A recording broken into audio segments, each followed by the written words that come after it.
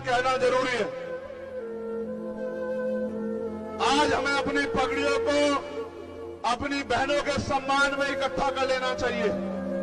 जब बात आन पे आ जाए, जब बात इज्जत पे आ जाए, तो फिर हमें अपने नाक को नहीं देखना चाहिए, अपनी पगड़ी को नहीं देखना चाहिए। हमारी पगड़ी, हमारी बहनें, हमारा गौरव, हमारा सम्मान।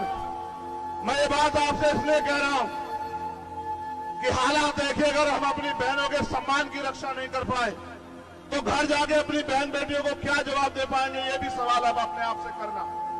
आज हमें अपनी पगड़ी की नहीं, अपनी एकता को मजबूत करने की जरूरत है। हमें सर्वे सर्वा बनने की नहीं, हमें अपने हिस्से में इस जीत को लेने की नहीं। ये बहन बेटियां हमारी पहलवान जीते, उनके आंसुओं का मोल हो, और फिर कोई ताकतवर हमारी पगड़ी से ना खेल पाए, इस बात का भी ध्यान रखना, इस बात की भी इज्जत रखनी है। आज ये जिम्मेदारी हमारे कंधों पर है सब लोगों के। इसलिए मैं आपसे कहना चाहता हूं, अगर वाकई में जीतना है तो एकजुट होकर लड़ो। और हमारे पास गार्जियन के रूप में गवर्नर साहब बैठे हैं। 2-3 मसले जो उन्होंने उठा रखे हैं, चाहे वो पुलवामा का हो, या किसानों के लिए एमएसपी की गारंटी का हो, या मजदूरों के लिए न्यूनतम वेतन का हो, वो तभी कामयाब हो पाएगा जब हम इकट्ठे होकर इस लड़ाई को लड़ेंगे। वरना टुकड़ों में बट के हम कभी जीत नहीं सकते हैं।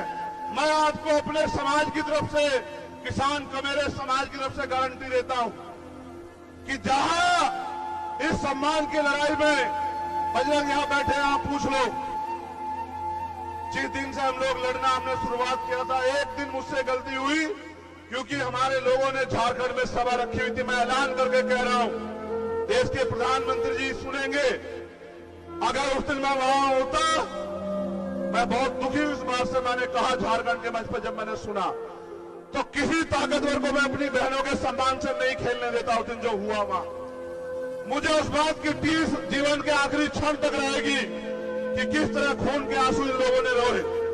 लेकिन उसका बदला लेना, उसका एकमात्र कारण, इस तरीका यही है कि हमें उस किसान कमेरे की आवाज को मजबूत करना है। और मैं आपसे